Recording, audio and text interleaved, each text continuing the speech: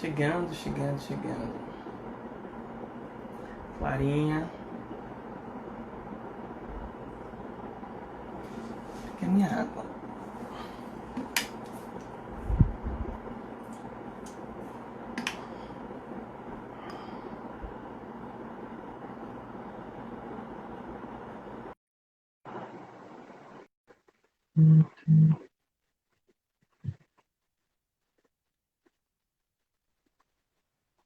Boa E aí, noite. tá me E ouvindo direitinho? tô te ouvindo sim. E o senhor me Eu, escuta? eu acho que tá com eco um pouquinho, não tem eco não? Não,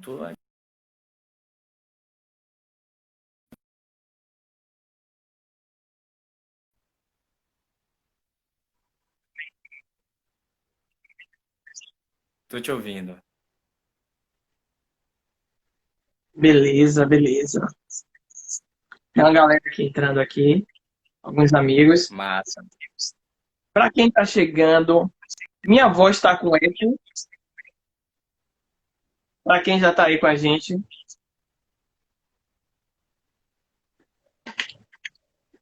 Diegão que tá chegando aí, minha voz tá com eco.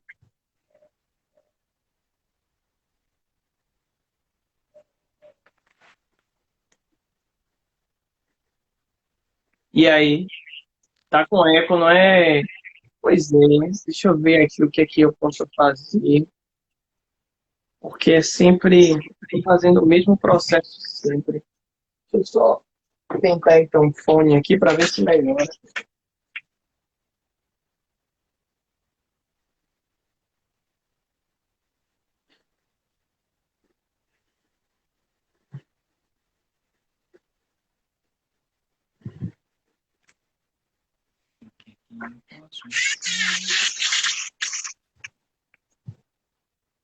Deixa eu ver se eu consigo aqui melhorar com o fone.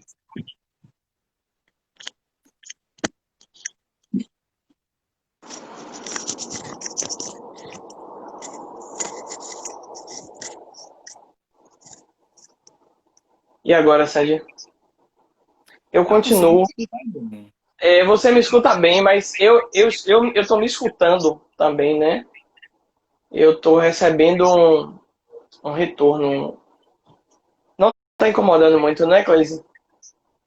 Eu acho que eu vou começar assim mesmo. Não sei porque tá acontecendo isso, o mesmo processo de sempre. Vamos ver aqui. Deixa eu só mais uma tentativa. Deixa eu só. E agora, deixa eu ver. Continua. Eu nunca vou entender esse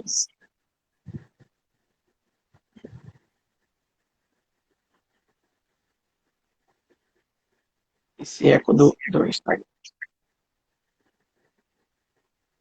Então vamos lá. Vamos começar. Tá me ouvindo, Sandro?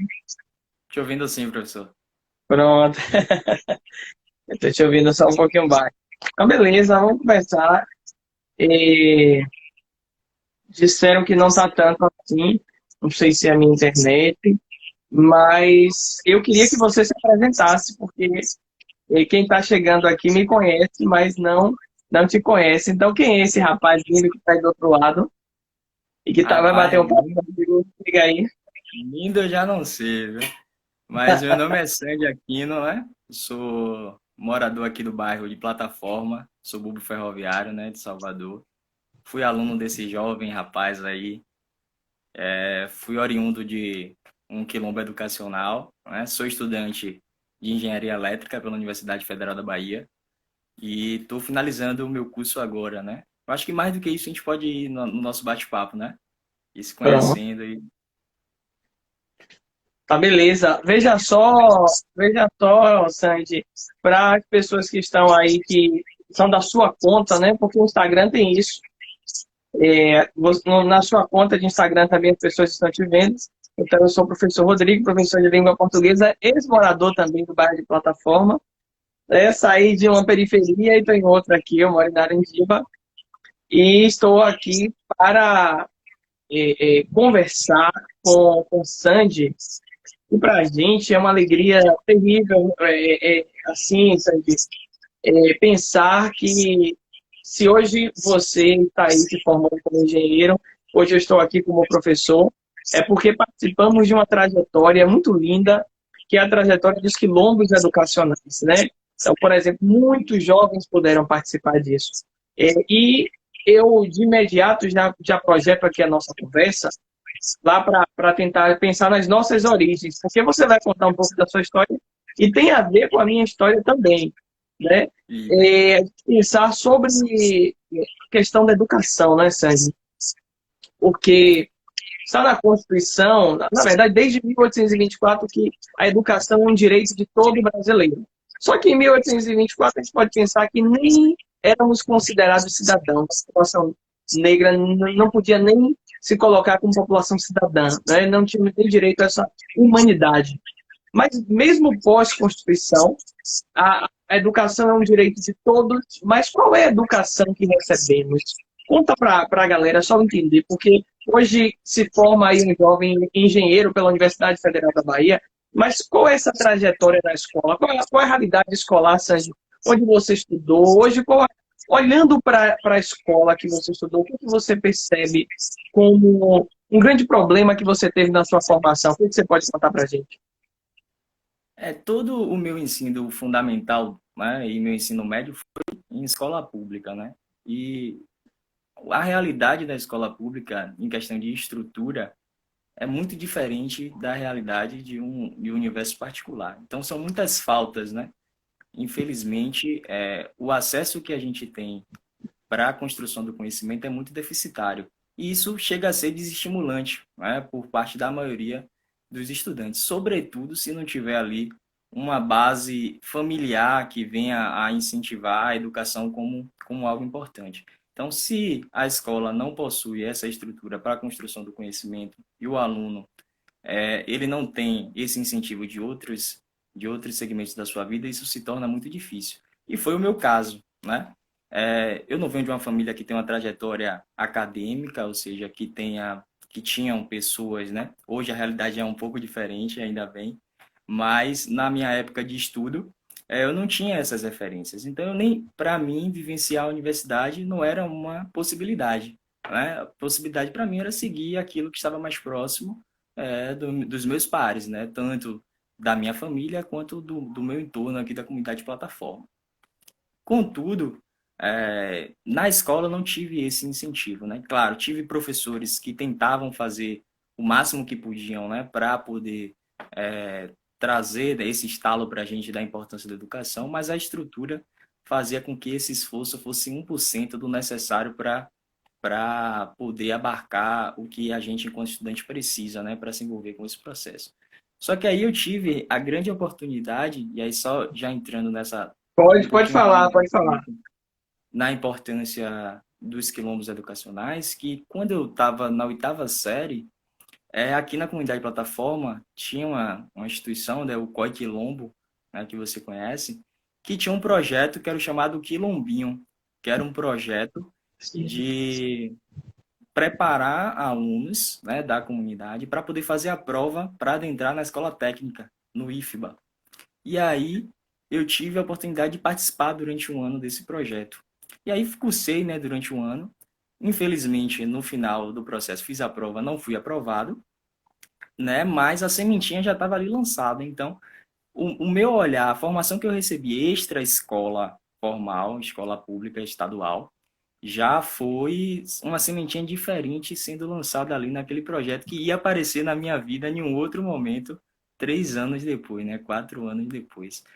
Sandy, eu queria aproveitar, ainda que você está falando dessa transição de escola e dos quilombos educacionais, para fazer uma provocação, né? Porque os nossos intelectuais negros, todos eles, né, Solano, Trindade, Abdias Nascimento, Lélia Gonzalez, todos eles têm nos dito que a questão do negro não é apenas a educação, não é apenas, até porque por muito tempo a escola foi esse instrumento de perpetuação, né, da negação da história das pessoas negras no Brasil. A escola é também um lugar de você reproduzir discursos de violência. Então, por isso que eu queria te perguntar, Como é que acontece algo diferente quando é que você começa a se perceber também enquanto negro, enquanto um adolescente que ocupa um espaço periférico, que sabe que as oportunidades são mais complicadas, que você começa a perceber as imbricações das questões sociais, né, econômicas e raciais. Foi no Quilombinho, na escola você teve essa oportunidade, porque Mas, em 2003 nós já temos lei sancionada para que fosse ensinado a lei, né, 10.639 de cultura africana nas escolas. Você teve essa oportunidade de reflexão no ambiente escolar? Fale para mim. Não, não, não. Infelizmente, não. Né? Embora tivesse estado em lei, isso não era uma prática da minha realidade, né? Da escola na época. Né? Infelizmente, essa não era. Eu Está ainda, travando um pouquinho. na minha O seu está realidade, travando um pouquinho. está travando? Me escuta melhor agora? Está travando um pouquinho. Melhorou? Não, quer dizer, melhorou um pouquinho, melhorou sim. Pronto. Dentro da minha realidade lá da escola estadual Ipiranga, à época, foi uma realidade, né? Eu, até entrar no Quilombinho, eu estava em um lugar pensando assim, em identidade racial, né? Eu me reconhecia muito, assim, eu me reconhecia como pardo, eu usava o termo pardo para se referenciar a mim, né? Pelo fato de eu ser um não retinto, era me apresentado como essa possibilidade. Então, por exemplo, em todos os lugares que eu assinava, eu colocava lá na cor, pele, eu botava pardo, né? No Quilombinho, eu já comecei a ter noção do que era essa identidade racial, pela proposta do cursinho. Então foi lá que eu acordei, não, peraí, eu não sou negro retinto, mas eu sou negro, não é? Então, essa questão, esse estalo, essa identidade do próprio reconhecimento enquanto negro, que eu acho que faz toda a diferença na trajetória, independente de onde você esteja, né? Esse reconhecimento enquanto ser negro, enquanto corpo negro, dentro dessa estrutura que nós vivemos, é extremamente importante. Infelizmente, a escola pública da minha realidade não contribuiu para que eu despertasse nesse sentido, entendeu? Mas o Quilombinho cumpriu esse papel, né? O Quilombinho lançou a semente e eu comecei a observar temas que começaram a me inquietar, né? A me questionar mais sobre esse meu lugar no mundo, né? Essa minha identidade, esse meu corpo no mundo. Como tem muita gente que está entrando agora, Sandy falou sobre Quilombinho, e quem não acompanhou é o seguinte, Sandy, que está se formando como engenheiro, teve acesso à universidade a partir de um quilombo educacional, de um pré-vestibular comunitário no bairro de Plataforma, no subúrbio de Salvador, do qual também eu sou oriundo. E esse projeto vai ir além do que um pré-vestibular, né? O Coiquilombo é o Centro de Orientações e Estudos Quilombolas. Então, um projeto que misturava tanto uma iniciativa da Pastoral Afro, da Igreja São Brás de Plataforma, também dos jovens envolvidos com a militância negra de Plataforma. Muita gente que contribuiu para isso. E eu queria, Sandy, que você contasse como foi a sua experiência no Coiquilombo para chegar até a universidade, né? O que você viu de novo ali? O que começou a marcar a sua vida naquele projeto? E como é que você, então, chegou a essa decisão de fazer esse vestibular, de se empoderar para fazer, então, a prova do vestibular? Conta aí pra gente. Isso, né? Então eu saí do Quilombinho, não consegui obter o êxito, né, para acessar a escola técnica. Então continuei na escola pública, no Colégio Estadual Ipiranga. E aí cursei todo o ensino médio, né, vivendo a realidade de um estudante de escola pública, infelizmente deficitária na maioria das vezes, por falta de estrutura, por falta de professores alocados nas disciplinas, por falta de complemento na ementa. Então, as disciplinas, infelizmente, a ementa não era dada toda. E principalmente para a área que eu queria ir, né, matemática, física, eu não vi todos os assuntos necessários para prestar o vestibular, né? Interessante, Então, Sandy, que eu nunca tive um professor de física. Você acredita nisso? Eu nunca tive, só para a gente perceber a realidade da escola pública. Enquanto numa escola particular, o estudante já começa a ver física no nono ano e vai se preparando. Eu nunca tive um professor da disciplina de física. Vai lá, pode continuar. E lá na minha realidade, né, era muito parecida com isso aí. Eu acho que é a realidade, não sei se hoje, né, porque eu não acompanho de perto, mas é a realidade de muitas escolas públicas, infelizmente, né? A falta de professores ou quando tem professores, a dinâmica do processo não deixa com que todos os assuntos sejam dados, enfim. E aí como eu já tinha tido contato com o Coaquilombo, eu me inscrevi no pré-vestibular, né, no que funcionava à noite. Então, eu me inscrevi nesse pré-vestibular. A gente começou a frequentar durante a noite, né, essas aulas. Então, de manhã a gente ia para a escola.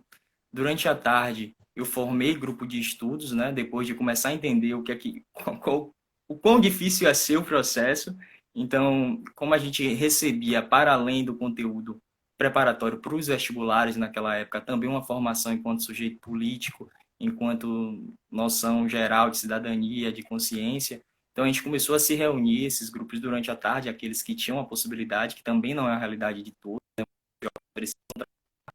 para poder ajudar no sustento das famílias, né? Mas na minha realidade, durante a tarde a gente ficava lá tomando conta da biblioteca, estudando, e durante a noite a gente tinha o processo de formação, né? Tanto das disciplinas, e para mim especificamente, eu acho que o grande diferencial do Coaquilombo, eu acho que aí também é Sim, difícil de nomes educacionais, é a disciplina de cidadania e consciência negra, né?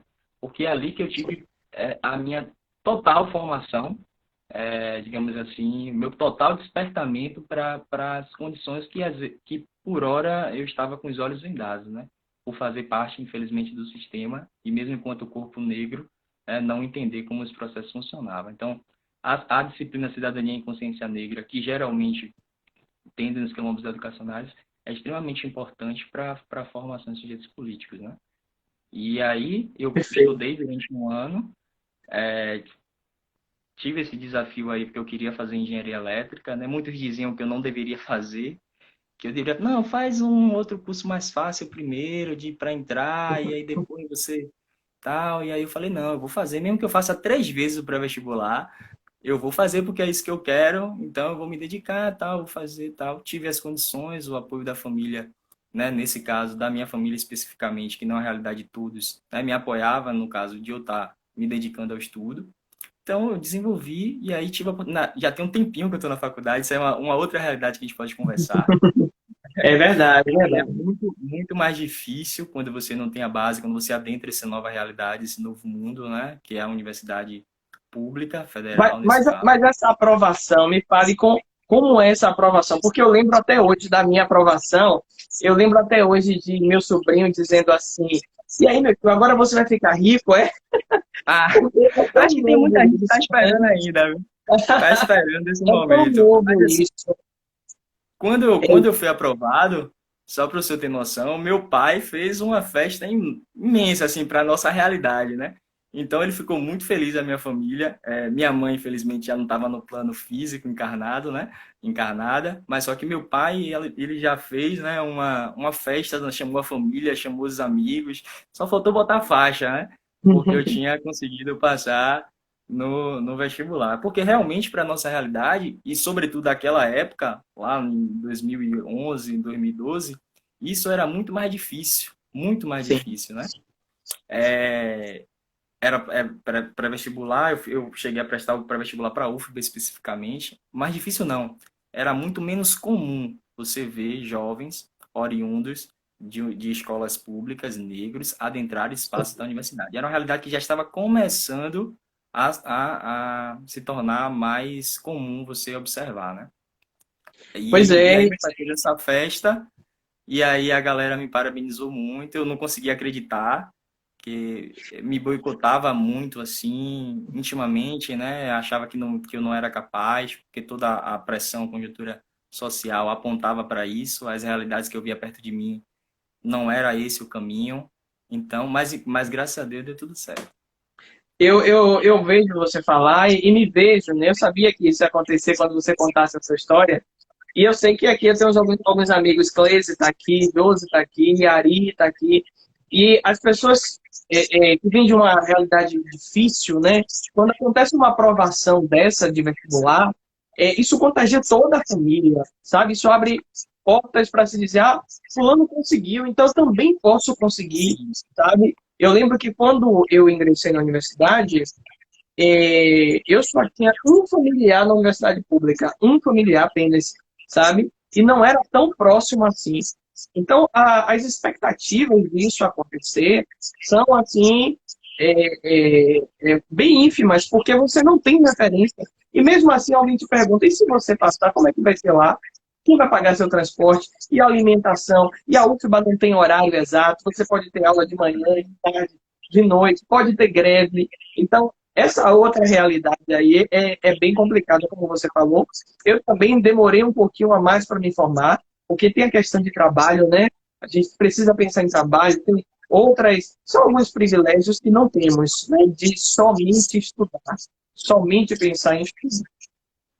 E aí eu Isso, queria que você comentasse sobre essa sua vivência na universidade, mas também como você já começou a pensar na oportunidade de ajudar outros jovens, para que você falasse dessa sua iniciativa, juntamente com o Cananda, que vai estar com a gente já já, de fundar um quilombo, de dar continuidade a esse processo de pré-vestibular, esse processo quilombola, né, de ajuntamento, sabe, de guerrilha também, de ir contra, né, um sistema.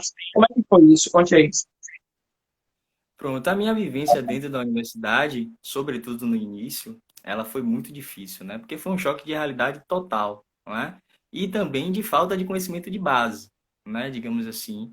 Eu estudei para prestar o vestibular, então eu tinha o domínio dos assuntos que me fizeram fazer uma boa prova, ter uma pontuação para adentrar. Mas a vivência dentro da universidade, sobretudo no curso de exatas, é completamente cruel. Primeiro porque você,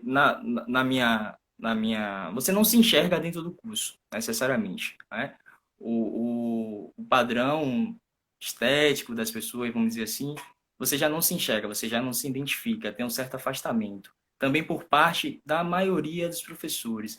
Agora já não tanto, mas no início eu senti muito essa dificuldade, o olhar diferente, pelo cabelo, pelo jeito de falar, tal, eu senti essa dificuldade. E aí, a minha vivência foi difícil porque eu não conseguia acompanhar, né? Porque você precisa estudar tanto para chegar a alcançar o nível dos alunos que já vêm com a base mais forte, digamos assim, né? De matemática, de física, para alcançar, e depois estudar para os assuntos. Então, meio que você era forçado, na minha realidade, a estudar duas vezes, né? E, às vezes, no final das contas, o resultado, por mais empenho que você tivesse, não era o esperado, né? O que você achava que você tinha desenvolvido. Então, isso é muito frustrante se você não tiver acompanhamento psicológico, apoio da família, apoio da própria instituição, que infelizmente, na minha opinião, isso falta bastante. E aí Sim, sim. você se sente um burro que é aquele de fato, você começa a se auto-sabotar. É preciso ter uma rede de apoio muito boa para você poder continuar. Quem me deu essa rede foi o Quilombo, né? O COI Quilombo nos primeiros anos. E aí, já comentando para a segunda pergunta, lá no COI Quilombo me despertou muito essa noção de você espaço também, ou colaborar para que os seus também alcancem os mesmos resultados positivos que você alcançou. Então, essa semente ficou em mim e eu nunca mais consegui largar, né? Essa ideia de alguma forma, colaborar para que jovens da minha comunidade ou adjacentes aqui do subúrbio ferroviário, né, pudessem ter uma contribuição a mais na sua formação para preparar eles para realizarem vestibulares ou, no caso hoje, o Enem, né? Ok, eu sei que nesse seu desejo de colaborar foi interessante, interessante porque a estrutura social em que vivemos, ela nos ensina a competição o tempo inteiro, né? A competição, a ideia do empreendedorismo, hoje com a força dos coaches que estão aí nas redes sociais, é sempre essa ideia da competição. Só que, para nós, que temos uma trajetória educacional, profissional, extremamente ligada a gestos de afetos, porque as pessoas não sabem, Quando falamos de um quilombo educacional, de um curso pré-vestibular, nós estamos falando de um curso em que os professores são voluntários, eles não recebem salário. Eles recebem uma ajuda de custo, no máximo, sabe? Os professores estão se dedicando o tempo inteiro para lidar com essas pessoas que vêm com um conteúdo muito raso da escola. Não é aquela coisa assim, não. Esse é o jeito de estudar, né? Você tem que correr atrás. Não, é um gesto de afeto o tempo inteiro que nós temos nesses pré-vestibulares comunitários. E daí, a nossa reação, depois que a gente passa por esse processo, não é uma reação individualista. A gente quer que o que aconteceu com a gente também aconteça com outras pessoas. Então, eu queria que você me contasse como é que surgiu essa ideia do pré-vestibular comunitário Quilombo do Bem. Você tem aí alguns minutinhos para me contar, porque eu já vou chamar Cananda. Diga aí. Pronto. Então, infelizmente, o projeto do COI Quilombo ele teve que se encerrar, né, por questões externas de quem geria o processo, né? Quando eu entrei na universidade, eu comecei a fazer parte da coordenação do curso, eu fui convidado para fazer parte da coordenação do Quilombo, mas aí fiquei mais 2 anos fazendo parte dessa coordenação, ele teve que se encerrar. Os alunos que egressos do Quilombo, quando viram um projeto de tamanha importância acabando, né, tiveram a ideia de levantar um novo projeto de mesma natureza, sem as mesmas estruturas que o COI Quilombo tinha, mas para tentar suprir esse vazio que ia ficar na comunidade. E aí, um amigo meu chamado Fernando, a gente chamava ele de Tchê, né, teve a ideia de criar o Madiba, que era um pré-vestibular de mesma natureza. Infelizmente, o Madiba ele só conseguiu se sustentar durante 1 ano, pelas dificuldades que o senhor já elencou aí, né? E aí, só fazendo um gancho para a sua próxima conversa, Cananda foi aluna do Madiba, né? Cananda, da comunidade plataforma, foi aluna desse 1 ano do Madiba, que funcionou, né, e teve bons frutos. Mas aí, por questões pessoais, Fernando precisou sair do estado, enfim, e aí o Madiba terminou. Mas aquilo ficou mexendo com a gente, né? Pô, mais uma vez, um projeto dessa natureza não vai dar certo, não vai ter continuidade, vai ficar esse espaço vazio. Eu e Cananda fazemos parte de uma instituição religiosa, um centro espírita, né? E a gente teve a ideia, tinha uma sala lá, a gente falou, pô, vamos pedir autorização da diretoria do centro para a gente utilizar esse espaço para poder dar aulas para os jovens da comunidade, para se prepararem para o Enem. E aí, em 2016, a gente teve essa ideia, né, de continuar o projeto. Ela já sabe um pouco da história do COI Quilombo, do porquê já tinha vivenciado o Madiba. E aí a gente deu o pontapé inicial, sem muita estrutura, como hoje ainda não tem tanta estrutura, mas a gente começou desde 2016, estamos com a taxa de aprovação em termos de porcentagem, cerca de 60% a 70% dos estudantes que fazem o curso conseguem adentrar ou na universidade pública ou conseguir uma bolsa na universidade particular, com as dificuldades e realidades que já são sabidas, né, que o senhor elencou. Mas a gente tem... Hoje a gente está tocando com alguns amigos, né, na parte da coordenação. Tem Thales, que é morador da comunidade, Thales Sacramento. Douglas Sacramento fez parte, alguns professores voluntários, né? Lá os professores, ninguém recebe nada, nem ajuda de custo, ninguém recebe nada. Então tem o Pitágoras, que dá aula de história. Seu irmão, né? Rafael Lima dá aula de história, o próprio Vlamir, Beatriz, que dá aula de biologia, faz parte da coordenação, Yara deu aula de história. E um caso curioso, né, que a Yara e a Beatriz foram alunas já do pré-vestibular Quilombo Amigos do Bem. Então, elas foram alunas, Yara faz história na UNEB, Bia faz odontologia na Uninasal. E aí elas, pelo mesmo movimento que o senhor explicou, né, fazem parte hoje do projeto já auxiliando outros jovens, né? A própria Camila também, que foi aluna do Quilombo, do COI Quilombo, né? Tá ajudando a gente também no processo da disciplina de filosofia. Você está contando quase tudo do projeto. Deixa um pedaço para Cananda. Mas assim, eu estou muito contente, cara. Você foi falando aí, eu aqui super contente de saber que eu vou conversar com Cananda agora. E que Cananda é filha, sabe, desse projeto já. Então é muito bom, cara. É muito bom isso. E eu queria te agradecer, Sandy, por esse bate-papo. Eu acho que é muito legal. É importante a gente lembrar, Sandy, que os não negros, eu vou falar assim, né? Os não negros, eles comemoram as vitórias deles o tempo inteiro. E olha que eles têm todo o suporte. tem todo o apoio, tem todo incentivo, ganham prêmio quando passam nas universidades. Então a gente precisa comemorar as nossas vitórias. A gente precisa o tempo inteiro, sabe, comemorar cada coisa. A gente precisa se unir, construir esses laços. Eu estou aqui com a Eliene. A Eliene está aqui também nesse bate-papo da gente. E a Eliene é uma das representantes do Quilombo Ilha. Eu diria que, na extensão da Steve Biko, né, que eu diria que o Quilombo é um instituto, a Steve Biko, na verdade, né, um grande instituto que foi criado em 1992 e que deu panorama para todos esses outros quilombos educacionais na Bahia e no Brasil. Eu acho que o grande promissor nesse momento é o Quilombo Ilha. E o Quilombo Ilha exportado, o Quilombo Ilha já está no nível assim de ter doutores, sabe? De ter doutores. Então é uma alegria imensa, é uma alegria imensa. Então eu te agradeço, irmão. Pode falar. Inclusive o professor Renato foi meu professor lá no COI, né? Que é o vice-presidente lá do Quilombo E que Ilha. é filho da Steve Biko, que é um filho da Steve Biko, o Renato, né? Então essa Sandy corrente é uma corrente enorme, né?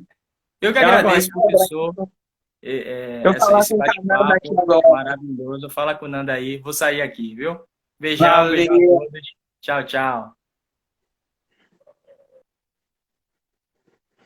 Pô, que massa, gente. A Eliane está aqui falando que o Quilombo Ilha, desde 2006, fazendo história, e eu tive a oportunidade de ser professor do Quilombo Ilha também, lá no início, e agradeço muito a todos do Quilombo Ilha, a Eliane, a Éder, o professor Renato, a todos que... ao Padre Francisco, que já não está mais aqui com a gente, mas que nos acolheu com muita alegria, sabe? É uma satisfação assim, imensa, imensa. Eu agora vou conversar com Cananda.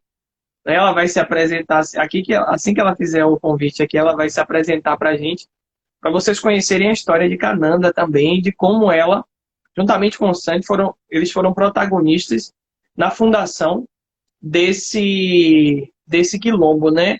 Eu acho que eu consigo também convidá-la. Deixa eu ver aqui. Vai ser um prazer voltar. Deixa eu ver se eu consigo aqui fazer esse convite a Cananda. Mandei lá para ela. Vamos aguardar. Pronto. E aí, tá me ouvindo direitinho, Cananda? Sim, tô escutando, muito bom, tá tranquilo aqui. Que ótimo. Então, vamos lá, se apresente aí para essa galera que está aí nos acompanhando. Diga quem é você, de onde você veio e a que você veio. Sim, eu sou Cananda, né? Sou moradora do bairro de Plataforma também. Preta, suburbana, né? Periférica. Sou formada em Química pela UFBA, Universidade Federal da Bahia.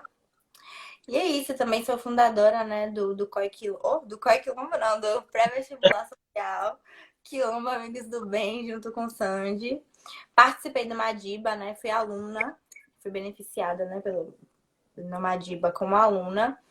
E agora é isso, eu sou professora do pré-vestibular. E é isso. Que ótimo, que ótimo. Cananda, vamos falar da nossa história, né? Porque, inevitavelmente, a gente precisa dizer o nosso ponto de partida, né? Uma das coisas que eu lembro que é um texto de Mário Quintana, que ele vai dizer que democracia é dar o mesmo ponto de partida para todo mundo. Eu ainda poderia acrescentar algumas coisinhas, que não adianta dar o mesmo ponto de partida, se lá no meio do caminho a gente tem algumas etapas, né, em que alguns vão ter acessórios para essas etapas e outros não terão.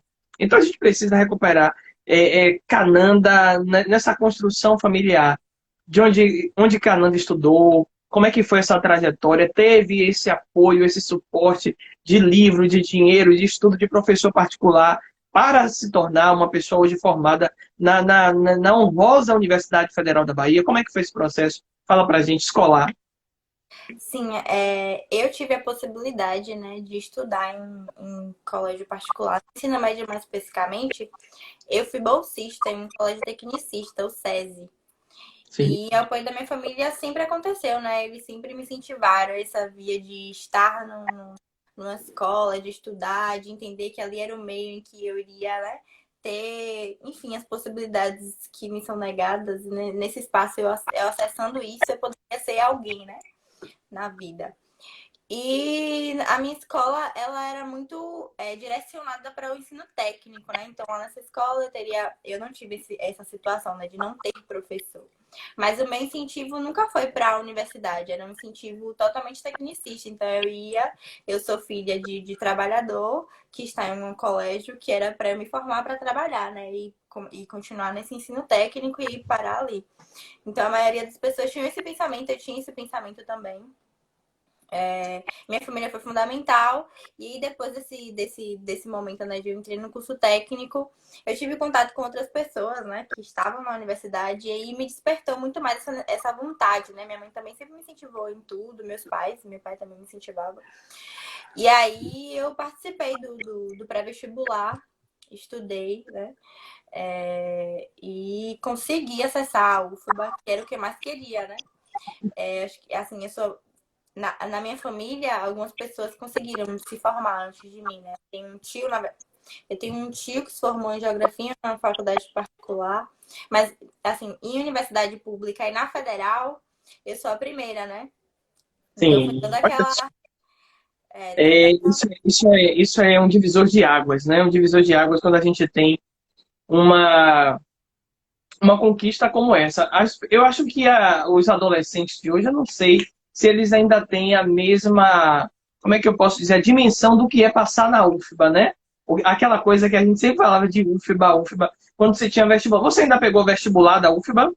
Não, na minha época, foi logo quando fez essa transição, né? Porque eu sei que a galera falava, né, que para entrar na UFBA as pessoas tinham medo, né? Já vi gente desmaiando em prova. Era toda uma expectativa, né? Meu tio mesmo, ele conseguiu passar na UFBA. Só que ele não terminou em filosofia, né? Bem, também acontece. Mas quando ele entrou, foi uma pressão. Na cabeça dele foi uma pressão gigantesca. Ele queria largar tudo só para estudar, só para fazer a faculdade, que era um sonho, né? E ele conseguiu acertar e ninguém nunca tinha conseguido aquilo que ele estava conseguindo. Então, para ele era uma oportunidade que ele tinha que dar conta, sabe? Cananda, eu estava conversando com o Sandy Sim. que as escolas, de modo geral, né, tanto a escola privada quanto a escola particular, perdão, quanto a escola pública, elas têm uma dificuldade enorme de cumprir com a lei federal. Elas têm uma dificuldade de colocar nesses currículos, já que tudo é muito rígido, já que química, o professor vai dizer, eu tenho meu conteúdo aqui, o professor de gramática vai dizer que tem um conteúdo dele. Em nenhum momento a gente tem essa possibilidade de parar para refletir. E Paulo Freire já nos chamou a atenção há muito tempo que ninguém vai se tornar um pensador, ninguém vai refletir sobre nada enquanto tiver uma educação bancária, né? Uma educação só de depositar conhecimento. E aí eu vejo que nas escolas técnicas essa rigidez também acontece ou não. Eu queria saber de você, teve esse espaço no SESI para você se pensar enquanto adolescente negra e mulher, né, mulher negra e os desafios que você teria pela frente? Me diga aí, ou isso só acontece no Madiba? Só acontece no Madiba, né? Eu tive uma vivência no Madiba que foi uma discussão que teve nessa matéria que Sandy comentou, que é cidadania e cultura, e que a gente estava discutindo sobre questões raciais. Nesse momento a gente estava conversando sobre cabelo. Eu tinha um cabelo alisado na época. E aí foi assim um choque pra mim, né? Porque foi a primeira vez que eu falei sobre aquilo. E eu falei, não, eu sou uma mulher negra, porque realmente eu sou uma mulher negra retinta. Então, é muito ruim alguém chegar pra mim e falar assim, nossa, você. Antes, né? Porque eu sei esse processo de alisar o cabelo e tudo mais. Algumas pessoas falavam, não, você quer ser branca e tudo mais. Eu falava, é impossível, sabe? Por mais que eu quisesse no meu interior, porque essa imagem que a gente busca, que todo mundo quer ser, que é o idealizado socialmente, né? Que é universalizado. Por mais que essa imagem exista e que a gente internalize, se enxergue como inferior e queira ser aquilo, eu sou posta desde sempre em um lugar. Então, foi uma situação bem assim, né? E aí depois a gente discutindo, eu falava, não, eu aliso meu cabelo, mas eu sou uma mulher negra, minha mãe é negra, meu pai é negro. Só que depois desse momento, dessa discussão, eu não saí mais a mesma, sabe? E aí foi a É primeira difícil, vez que eu fui eu posta a pensar imagino, sobre aquilo. Hã? como é difícil para a gente, né? Vejo você, né, ali os seus 17, 18 anos, tendo que provar para si mesmo e para quem está ao seu redor que você é uma mulher negra. E é uma identidade em conflito, né? Porque a gente sabe que essa coisa do ser negro é tornar-se negro, é tornar-se, né? Porque as configurações sociais nos fazem, né? As pessoas às vezes não entendem quando a gente precisa reafirmar esses lugares. Porque quando nós falamos desse lugar de negro, nós também estamos tomando ali as armas para poder lidar com isso. Já que o tempo inteiro negro foi tido como uma coisa ruim, ser negro era uma coisa ruim, o movimento tem sido inverso, né? Os nossos vanguardistas, né? Os nossos heróis, de fato, eles nos ensinaram a pensar o seguinte: vamos tomar esse lugar, sim, de negro, de nos pensar como descendentes de africano, mas isso de uma forma potencializada. E isso ainda tem um colorismo em jogo. Sandy estava falando, né, porque ele é um negro um pouco mais claro, eu um pouco menos mais claro que ele. E isso também é uma estratégia do inimigo, e aí a gente pensa o inimigo como todo o sistema branco escravagista, também de opressão, né? De separar. Não, Sandy não é branco, ou não é negro, Sandy não é como ela, não é como ele. Isso também é uma estratégia que nos separa o tempo inteiro. Né? Eu tive uma experiência, Cananda, e para mim foi uma experiência muito assim, marcante. Eu não vou falar só constrangedora, não. Eu, em um concurso público, enquanto professor, eu participei de uma banca racial, né? Uma banca racial. Então, como eu fiz esse concurso pelas cotas como professor cotista, Uhum. eu tive que ficar na frente de 3 pessoas e elas me perguntavam se eu era negro, como era o meu cabelo, por que eu me considerava negro. E eu tive que tirar uma foto com uma placa dizendo eu sou negro. Então veja como é uma situação assim. Alguém diz assim, isso é privilégio. Que privilégio é esse o nosso, hein? Que privilégio é esse?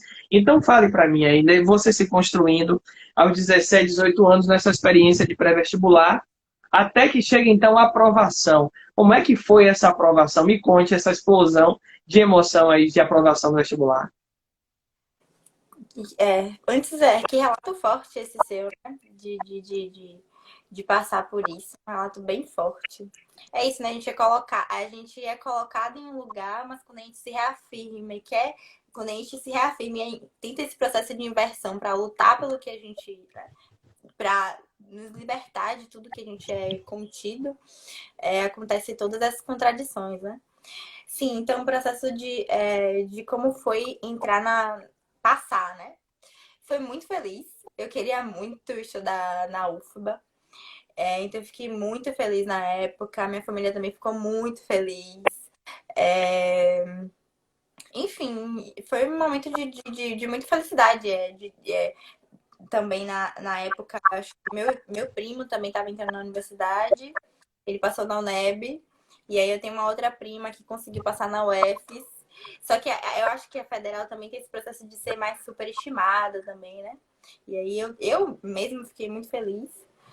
E foi isso, minha família também ficou muito orgulhosa, porque era uma coisa, né? Enfim, uma preta entrando na universidade. Isso é, E. isso é muito importante. Eu vejo você falar, e aí eu lembro que quando eu passei no vestibular, né? Primeiro aquela emoção de sair correndo pela rua, Ah, né? Falando com os vizinhos, né? Isso acontece com quase todo mundo, né? A gente saiu gritando, passei no vestibular. Mas eu lembro de alguém falar assim: vê se não vai agora começar a ficar igual aqueles estudantes da UFBA. Alguém falava exatamente assim. Veja como nós somos vigiados o tempo inteiro, né? É a sim. vigilância o tempo inteiro do nosso comportamento, do nosso corpo, do que nós seremos, o tempo inteiro, né? Nós somos vigiados. E aí me fala então dessa vivência, né? Porque eu preciso dizer, até para quem está nos assistindo aqui, para quem está acompanhando com a gente, que hoje o movimento negro no mundo, não só no Brasil, mas no mundo, ele tem sido regido por uma liderança de mulheres negras. Né? A gente precisa falar disso.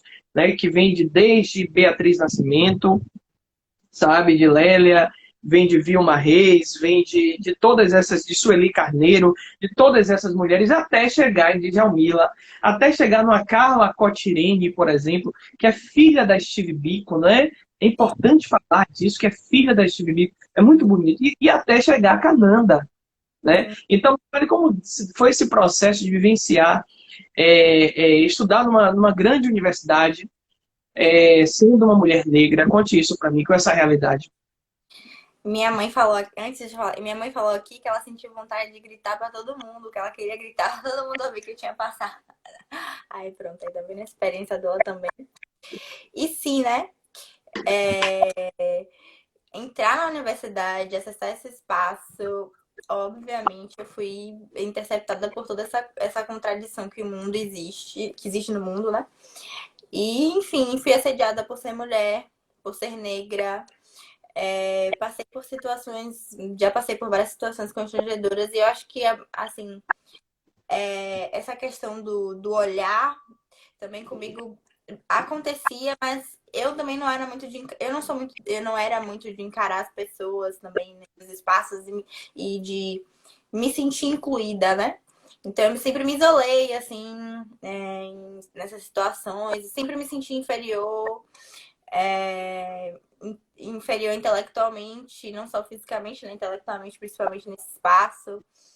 Tive ajuda de pessoas, né? Sandy, por exemplo, era bem próximo de mim, já tinha tido uma trajetória na área de exatas.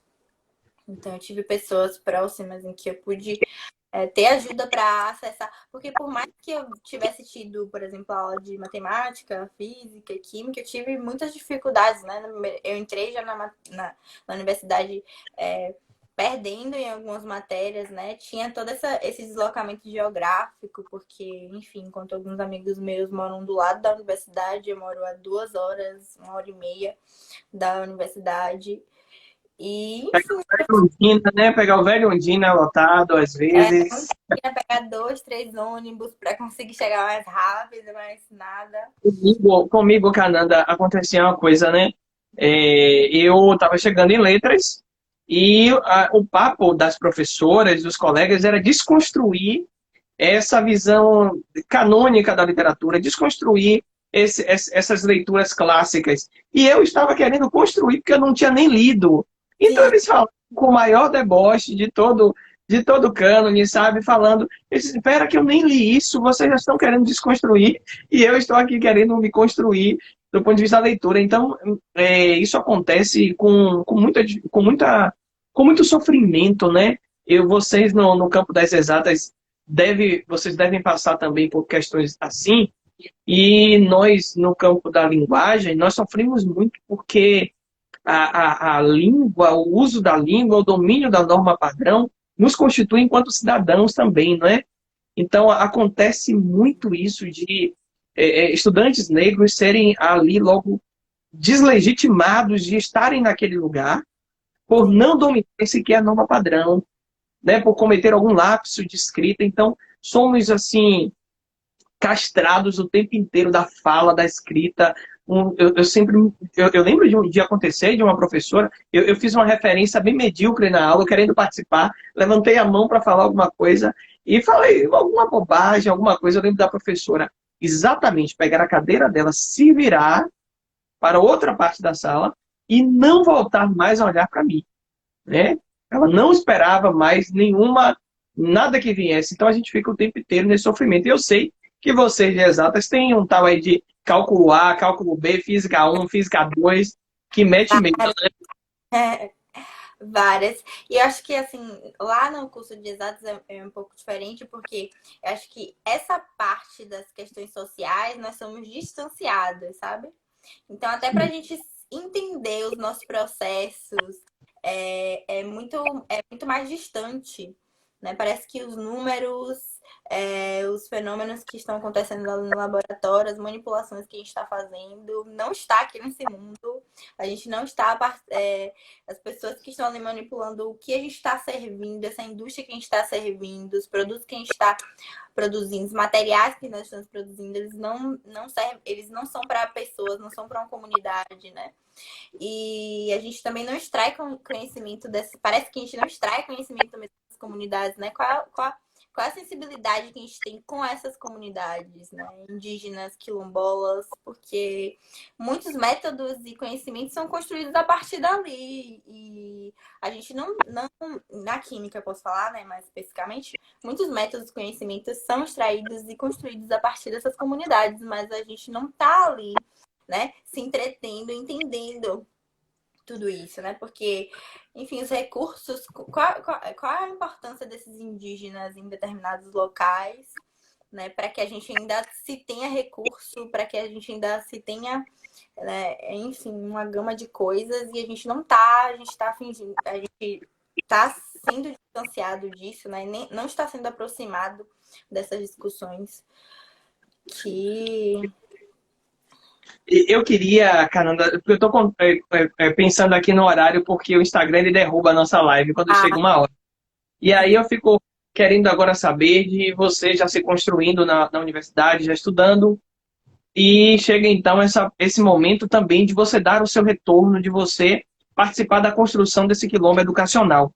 Me conte como foi dar os primeiros passos, assim, sabe, de fazer uma publicidade. Vocês foram nas escolas, como é que vocês atraíram esses alunos para o curso? Conta aí, como é que foi esse início? No primeiro ano foi muito com pessoas próximas, né? Porque assim, a estrutura física do lugar do Centro Espírita Casa Caridade de Amigos do Bem, que era onde a gente dava as aulas, é pequena, então nós não podíamos ter tantos alunos como agora a gente tem, né? Muito mais, a gente tem uma estrutura maior. Então, na época, foram pessoas próximas de nós. Então, minha prima Yara, que conseguiu entrar na UNEB, depois retornou e foi professora do cursinho. Então, pessoas, assim, próximas que eram conhecidas. A gente não teve um processo de divulgação mesmo.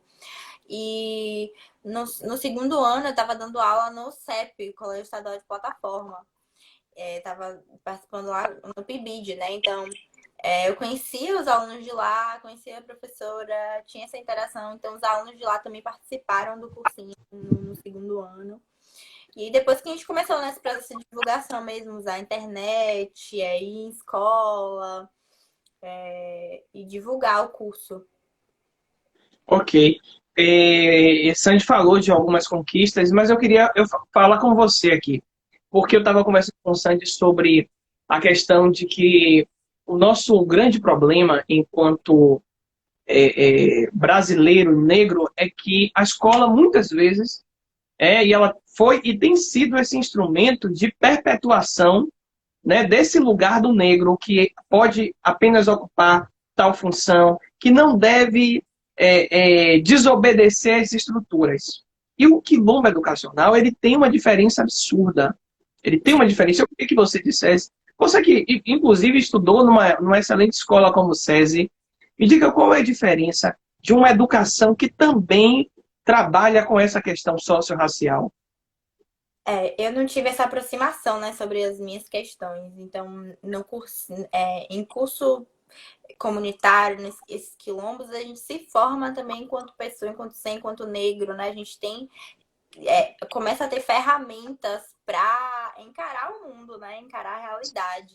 Então a gente começa a ter acesso a outros autores, né? Autores negros, porque a asepsia dentro da academia é muito grande. Então a gente só estuda pessoas brancas e europeias. Então, quando a gente está nesses espaços, então a gente já entra com uma outra visão, né? Então, uma coisa que a gente tem prezado muito também na seleção de professores é saber disso, né? Quem que tá colando com a gente, né? O que é que esse professor pensa? Como é que ele vai articular essa ideia diante de toda essa complexidade do mundo que tá aí? Porque a gente também carrega... O professor não dá conta de resolver todos os problemas do mundo, mas se a gente já tá ali dentro daquele processo formando o aluno extra, né? Extra aquela... as matérias que são necessárias para entrar no Enem. E dentro dessas matérias também, esses professores têm discursos, né, que tragam reflexões para esse menino, para essa menina, ou mulher mais adulta, porque nós temos pessoas mais velhas no cursinho também. Uhum. Vai gerar impacto, né? Essas pessoas elas vão entrar na universidade, elas vão querer trazer retorno para a comunidade, para quem beneficiou. Acho que muitos professores também que vêm assim buscar a gente, alguns já foram beneficiados ou são da região também. E falam, não, eu quero trazer um retorno, eu sinto a necessidade, sabe? Meu corpo pede para que eu venha aqui trazer um retorno também. E eu acho que é isso. Eu não sei se eu respondi a pergunta. Respondeu sim. A gente está começando a fazer as considerações aqui, eu estou de olho no horário, nós temos ainda mais uns 4 minutos. E eu também queria já começar a refletir com você sobre o futuro, né? O futuro. A gente está vivendo um momento muito difícil, uma crise não só sanitária, né, pandêmica, mas também política, e que a vida da população negra está cada dia mais difícil, né? Sempre esteve. Mas agora eu poderia dizer que nós sofremos um contra-ataque das conquistas que estávamos realizando, né? E é importante lembrar que são conquistas que se devem ao movimento negro, né? Quando nós falamos de cota, nós estamos falando aqui com um professor que só está aqui hoje está estudando doutorado na Universidade Federal da Bahia por causa das cotas. É importante lembrar disso, que é uma conquista, né, que é uma exigência há anos desse movimento negro. Então, não só as cotas, mas eu recebi bolsas de ações afirmativas. Eu não sei também se você participou de bolsas de ações afirmativas na universidade. Então, estivemos, assim, nos estruturando politicamente para subsistir a tanta violência. E aí, eu penso com você aqui, como é que vocês se projetam para 2020, 2021, em meio a tanta dificuldade? Como é que vocês pensam isso aí? O curso, já pensam em alguma coisa virtual? Como é que vocês estão se vendo nesse Brasil tão turbulento? Sim, nós retornamos, né, as aulas essa semana e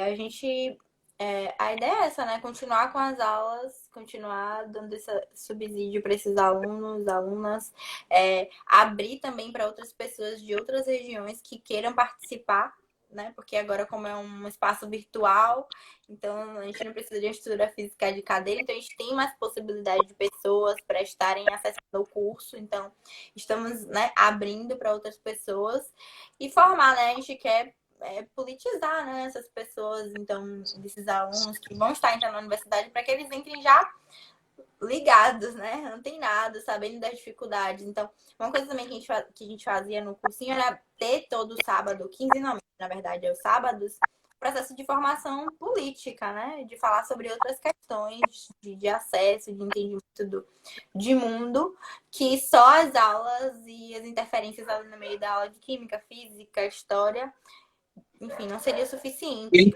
O interessante, Cananda, que é disso que as pessoas têm medo.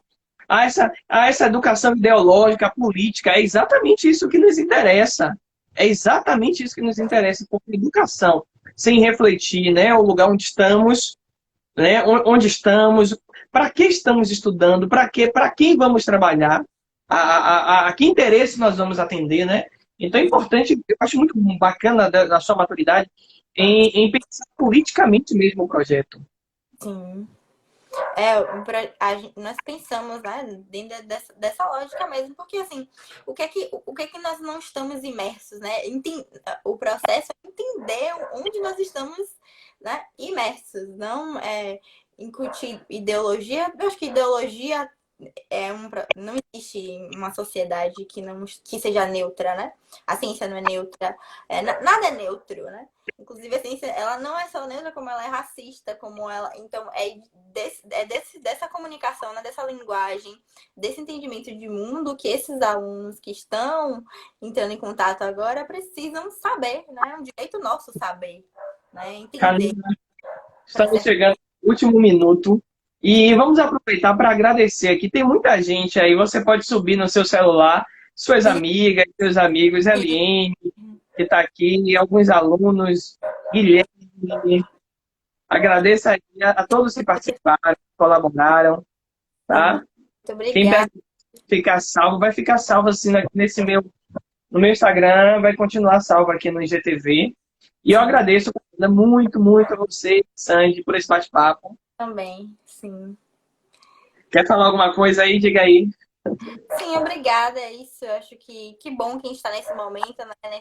Quer dizer, esse momento está sendo difícil, mas que bom que a gente tem esse espaço aqui de formação, de compartilhar pensamento, de falar. Então, quanto mais nós precisamos falar, né? Disputar essa narrativa, né? Exatamente. Que é importante. Então, agradeço muito pelo convite. Eu fiquei muito feliz. Falar sobre essa trajetória de minha vida, falar sobre quilombos, para mim é muito.